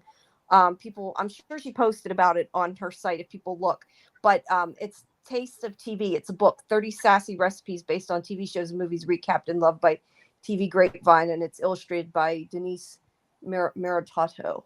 But anyway, it's the unofficial cookbook based on content from TV Grapevine. So check that out. Go to Sammy's site and check out what's up with that. Like I said, I haven't read the whole thing, everything about it yet, or I'd have more info because she did just post it. But I haven't maybe we seen can that, get her so I on thought here. I'd mention it. So yeah, I know. I was thinking of that too. Maybe she'll want to come on and talk about it. I mean, she does TV Grapevine, but she's also Football on High Heels is her thing also, right? Yes. Yeah. Which is like a women, like football fans kind of thing. Yeah. She's great. Yeah. Yep. He's awesome. So everybody can check that out as well. All right. Well, if you guys are going to talk Monarch, I'm going to jump off because it's getting late and I really don't have anything else to contribute since I haven't seen the show at all yet. I would like you to stay for 1 minute, Jamie. Okay. While I tell you guys, I know that you don't watch For All Mankind. And I, week after week. Well, I do. I'm just behind, but go ahead. So are you up to season 4 yet? I don't remember what season it is. I think it was 3. I'd have to look it up. It's been a while. So the current season is 4. And I don't really want to spoil this hard, but the final season is Earth has a colony on Mars and on the moon. And in the final season, it involves an asteroid and mining on an asteroid, and people like a lot of people are saying it's basically a prequel for The Expanse, that it involves a labor dispute. It's a labor dispute involving the Earth, Mars, and the miners on the asteroid in this massive labor dispute and a class dispute. And the season finale aired like this week. And And a lot of people are like, holy cow, is that a prequel for the Expanse? Like, wait, what just happened here? So That's interesting. Yeah. Put that out there for anybody who, I mean, I'm not saying you should watch 4 whole seasons of this show just because it's at a point now that, it mirrors the Expanse a little bit. You should watch it because it's good. But yeah, I was going to say, it's not written by the same people. No, either, I'm just putting it out there for you guys that, right. Is it an Easter? Is it a shout out? Is it an homage? Is it a coincidence? Is it inevitable that that's the way, what happened to our future or something? Cool. I just wanted to put it out there to you guys. That's cool. Very cool. Yeah, that's one of the many shows that I am like super behind on, but eventually, hopefully, we'll get to see the end of. All right. Well, I think that's. Oh, I also am covering Hightown, but again, that's not sci-fi, so I know you guys won't know what I'm talking about. But all that stuff will be on SciFiVision.com. People can cool. Check it out. But I'm gonna jump. It's getting late. All right. Yeah, I don't think because there's nothing else I've seen other than what I've mentioned, so I don't really have a lot to contribute. But have fun. Thanks, guys. Thanks everybody who listened, especially if you listened live. We appreciate it. And I'll be back next week. Right. Bye, Jamie. Okay, bye, Jamie. Hey, AJ, before we talk about the season finale episode, can we talk about this picture and how young Kurt Russell looks in this press photo that I put up here? He looks young. He looks young for a 90-year-old too on the show. Well, he does. He looks younger here than he does on the show, but he looks pretty good on the show. Yeah. Yeah, I'm pretty sure that these press photos are usually photoshopped a little bit. Yep. Maybe a little airbrushing. All right, so the season finale picks up right after we found out that Keiko is alive. Yay!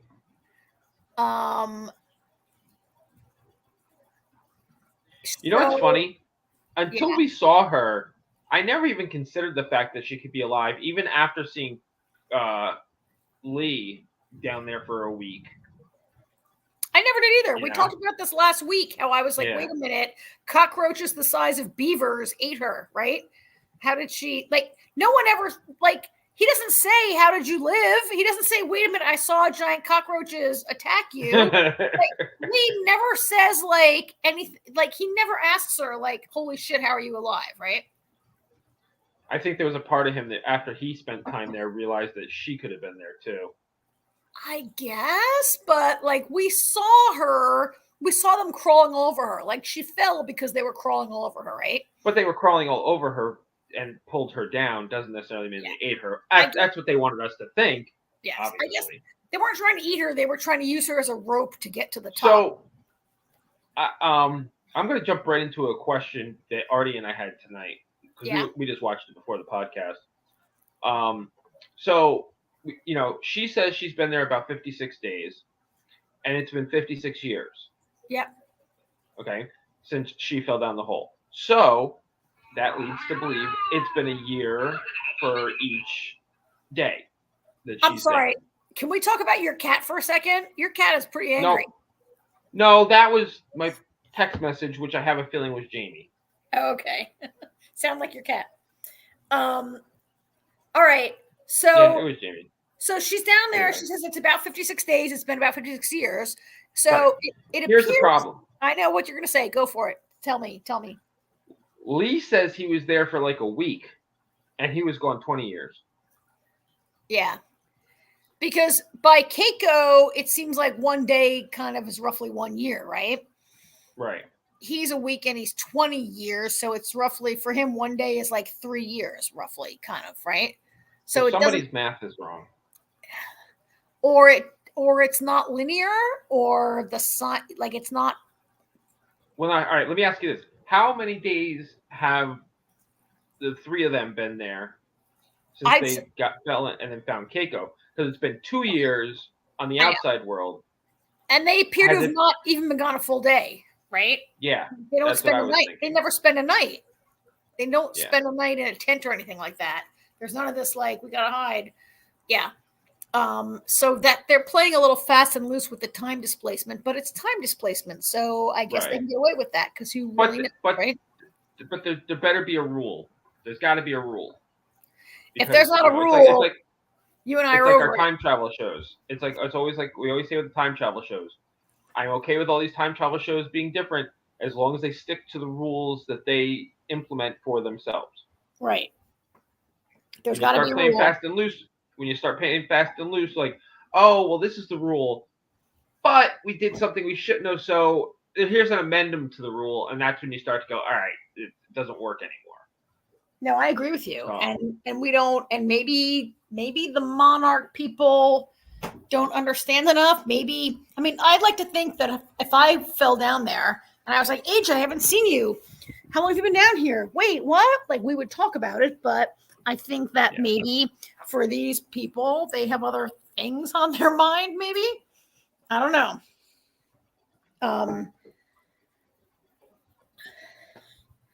I think, Keiko was a little, I mean, she was duly shocked. It wasn't like, last week I talked about how this is a little bit like a Quantum Mania moment where Ant-Man goes down the quantum world and Michelle Pfeiffer's alive. And she totally understands that time is passing differently. Keiko, it hasn't occurred to her that time is passing differently until Lee says it. And she's like, oh yeah, of course. Why didn't I should have thought of that. She gets it right away. Which helps. She has been alive down there all this time, and she built this thing. I see the picture. She built this thing, which is sending the gamma radiation messages that the curly-haired doctor in Montana remember that Monarch doctor's like, oh, look at these signals. It's because I don't know what she built. She built it out of a piece of spare parts. A piece of Lee's ship, or did this stuff come down with her when she fell into the? It came down with her. That went in the cockroach hole with her somehow. Yeah. I don't really remember her holding that or how that happened, but I can believe that went down before that was down there already with them. They were using that to, whatever they were doing. Whatever measurements they were taking or whatever science they were doing or whatever, that went down ahead of her. So she manages to like reverse the polarity or whatever and do some stuff with it. And she makes this thing, which has been sent the messages. And it was a little, I mean, I thought it was kind of good and a little heartbreaking when she's like, she doesn't know who Kate is at first. And she's like, oh, you got my message. You're the rescue committee. You're the rescue crew. And Kate's like, no. And it takes a couple minutes before Keiko is like, oh, you didn't get my, it's a little, it was well written and the acting was pretty good in that moment where she's like, oh, that's not why you're here. It wasn't you. And she, I think look, there's not a lot of time in a show like this to show her processing and dealing with the information that she's come up with. I think they did a good enough job. Did they do a good job? No, they did a good enough job of showing her kind of dealing with the realization and figuring it out, whatever, right? And also Keiko and whoever figuring out what's going on down there also. What's my next? Did you see it? Did you see it coming that Kurt Russell was getting left behind? Oh, I don't know if I saw that coming, because it's so annoying and so predictable. Like maybe I thought this was not that predictable show. I thought he was going to make it. And then as soon as he didn't make it, I'm like, oh, maybe Kurt Russell only signed a contract for one season. It's really what I thought. Well, I mean, to be fair, now that that where the hole is and how to get back and forth, all they can do is just go back down and get them. Well, yeah, the trick is you got to lure a Titan to make a hole, go down it, get him, and get the hell out before he ages another. How much more can he age, right? Before he dies. But you gotta remember, he's aging slower down there. Oh yeah, he's not like he's 90 in like our years. He's like 70 in his years or whatever. Yeah. Yeah. Exactly. But now they know also you could get eaten down there. Because what happens down there is this. Right? This guy comes along. They're like, all we need to do is lure a Titan. And then when he goes through the portal, we follow him. And then Kurt Russell's like, oh shit, there's a Titan that's already here. Like they lured the local Titan, which was kind of a mistake. And this guy shows up who's like a flying. So one of my issues with this show is that sometimes the effects look great and sometimes they don't look good at all, right? And I thought this guy did not look that good, really. I thought the effects were bad, but I thought this was actually pretty good when you got his close-up of his face there, right? Yeah. Whatever he is. I didn't mind that. I don't know. How did you feel about that? When it was pretty predictable, right? That they're going to be trying to leave and, oh, we got to have a monster. We haven't seen a monster in a long time. Obviously, a monster is going to come and derail their plans.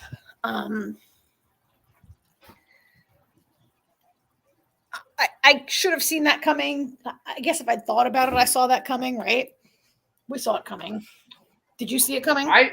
Sometimes in that aspect, I hadn't really thought about it. I was thinking, ooh, what monster we're gonna see? That's what Titan are we gonna see come down?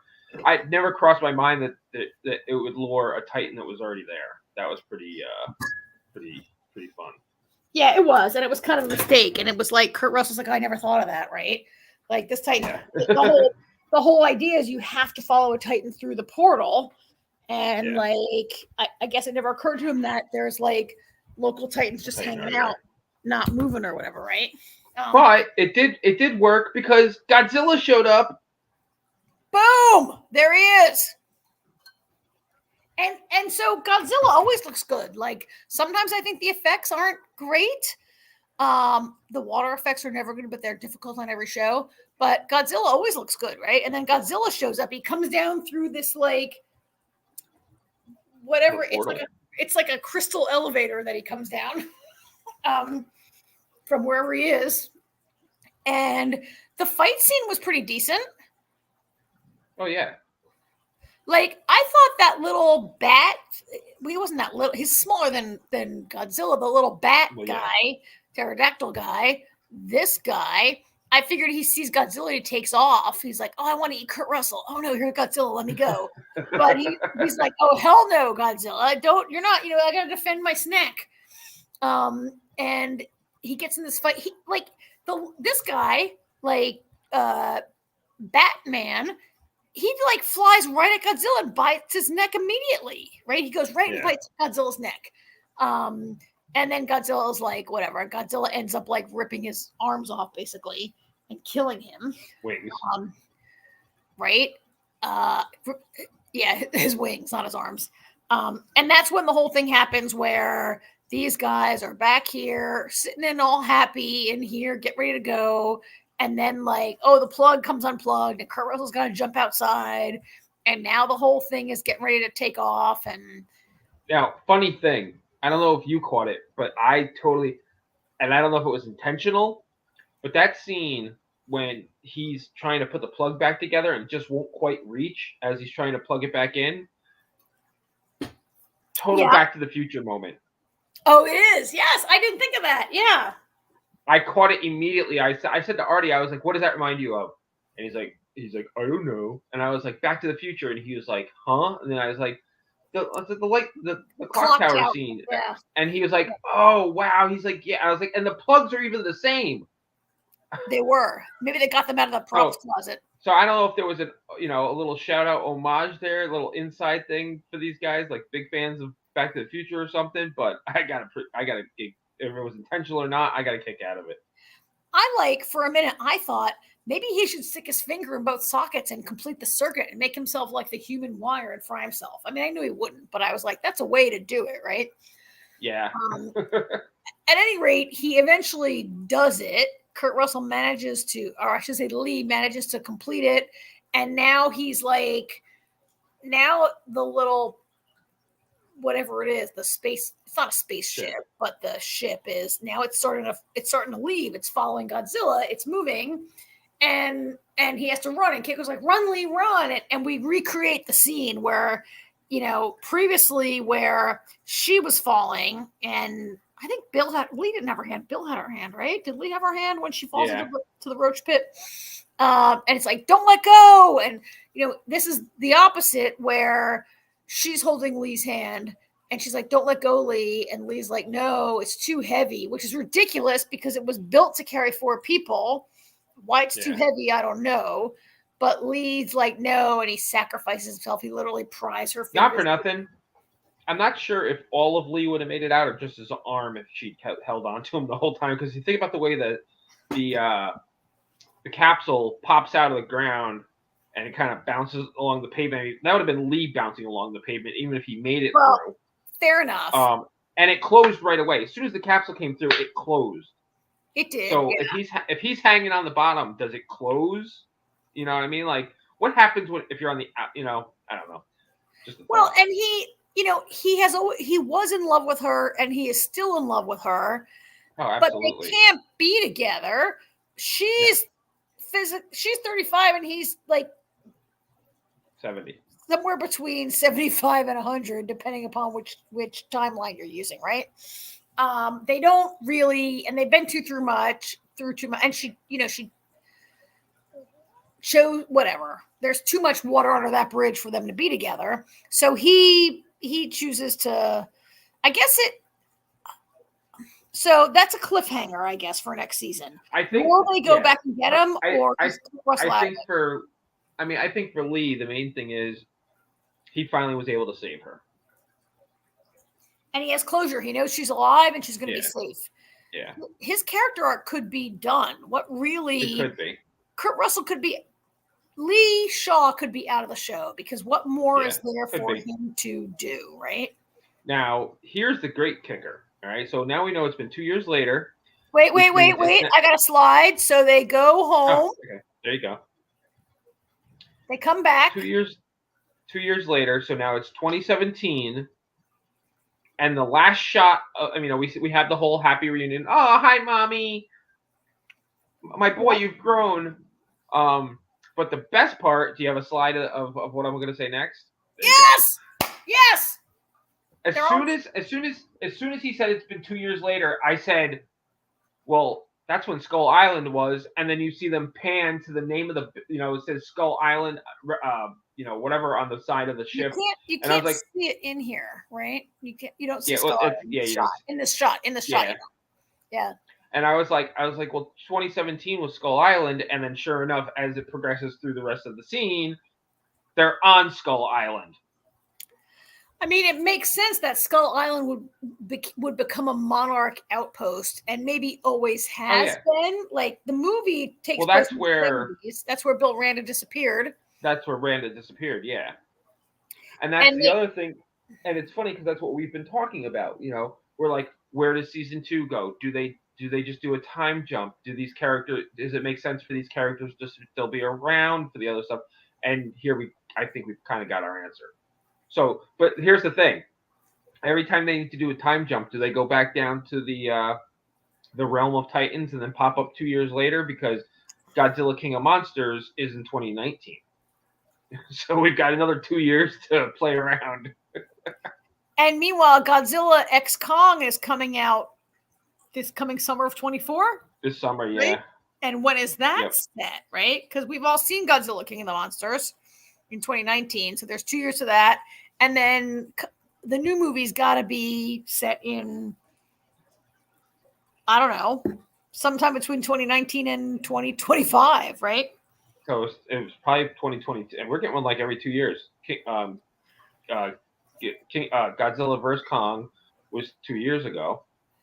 Yeah, and so I feel like Monarch can't do significant time jumps with its cast, right? It's not like so you don't watch For All Mankind, but they are very committed to time jumps and to aging makeup.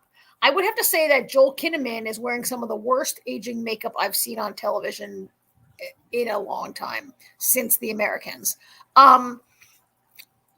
Remember when they would wear those crappy like wigs and shit in the Americans? But like For All Mankind will routinely skip 5, 10, 15, even 20 years and commit their characters to gray hair and stuff like that. It's a different show. This show is not going to age these kids more than like this was a 2-year time jump. You don't have to have Kentaro and Kate have any makeup or anything. They went from being 20 to 22 years old. I pretty much looked the same.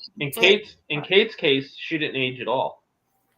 Oh no, because she was in the alternate world. She was right. in the Monarch, in the Monsterverse or whatever we're calling that place, the Hollow World, for like a day. So she didn't age at all. Kentaro doesn't appear to have aged one bit. He looked exactly the same because he's a young man. Yeah. Well, it's only been 2 years. He was like 18 or 20 whatever. Now he's 22. And all the other characters, you can get away with it. Like you could, the beardy guy. What's that beardy guy's name? Hero? No. The guy. I want to see Tim. Tim.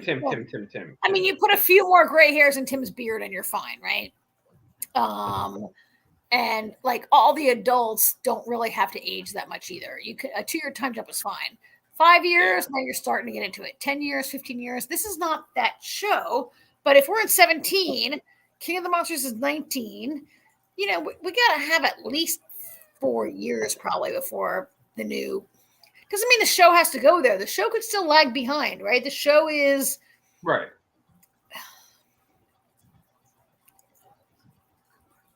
Here's another question. If we think Lee Shaw's arc is done, right? And I'd be okay if I don't see Lee Shaw again. I think you are correct that he had a complete character arc.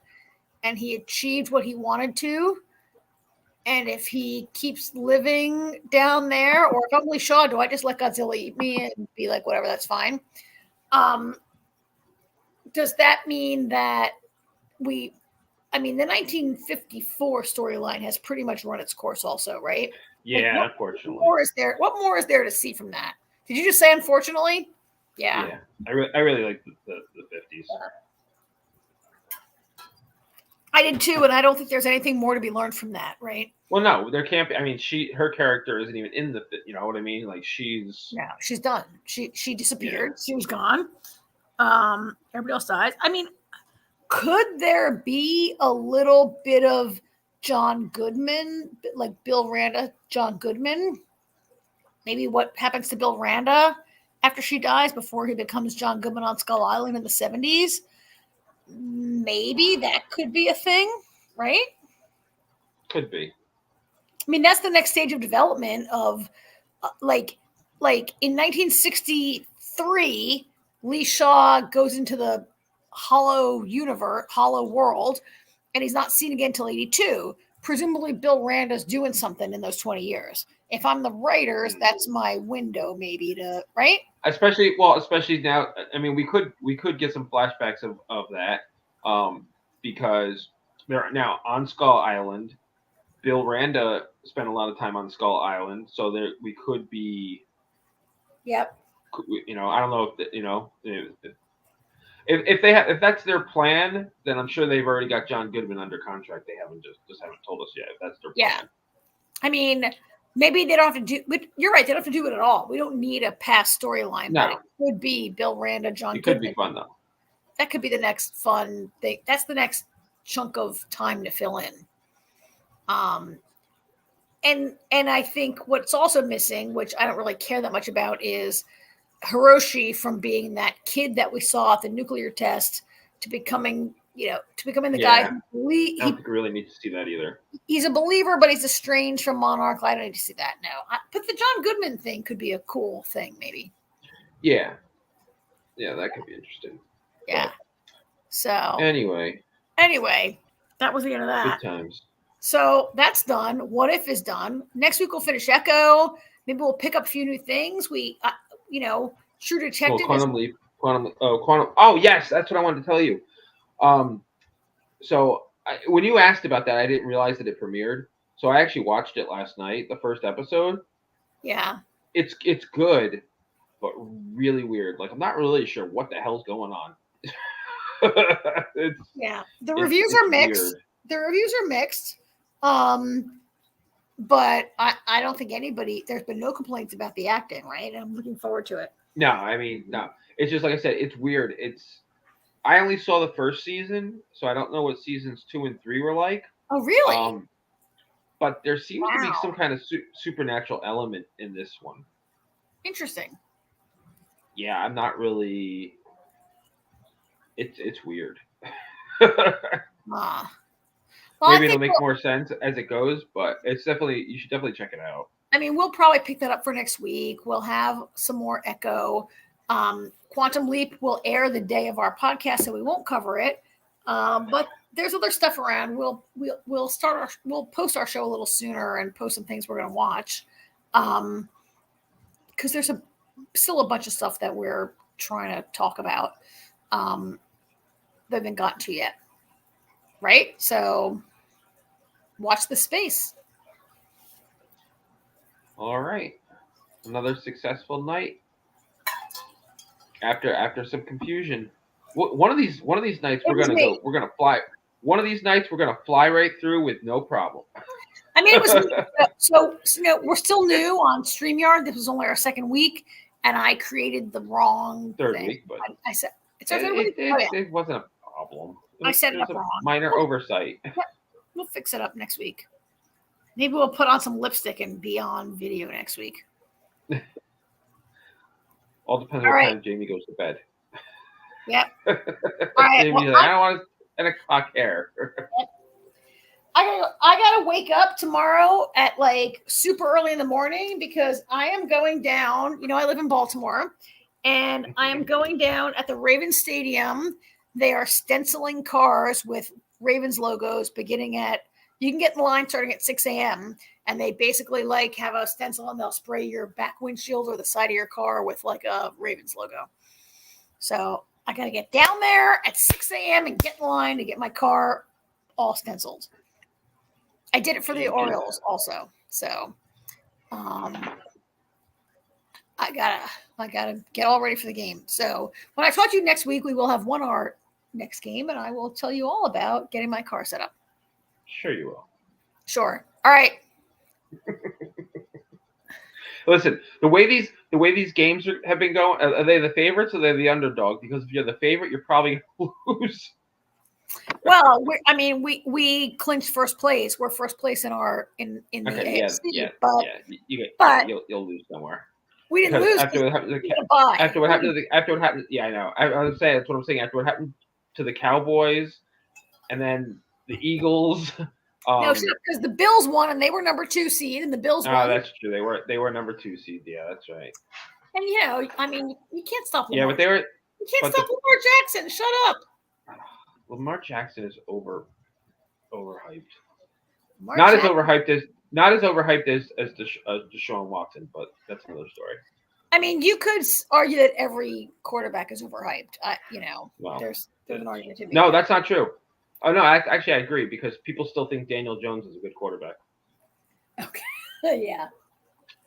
Anyway, right. I digress.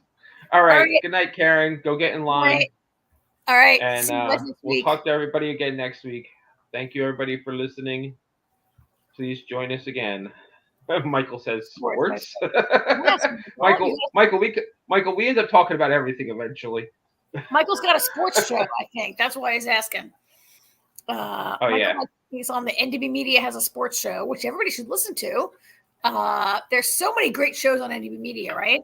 And there's a sports show. It's called Sports. What's it called? Monday Night Sports, or Michael will post it in a second because I'm not getting the name wrong. But there are sports guys on NDB, so check them out. And someday I will come on there and be like, I told you guys about the Ravens. Here's Michael. I was going to say, here's Michael now. Hi, Michael. Did you not expect to be promoted? Should I remove you? No. I can do things to you too. So we won't talk about that. Right? NDB has a sports show, right? Yes, I can do things. Yeah, I have the same power you do, Karen. So Sorry, I thought you want to talk about NDB Media's weekly sports show, but if and because I don't deal with the sports show, so. Oh, you're like us. You're an entertainment guy. All right. With that said, everybody check out NDB Media if you like sports, and we'll all be back next week to talk about TV. All right. Good night. Bye. Gonna remove everybody. Remove.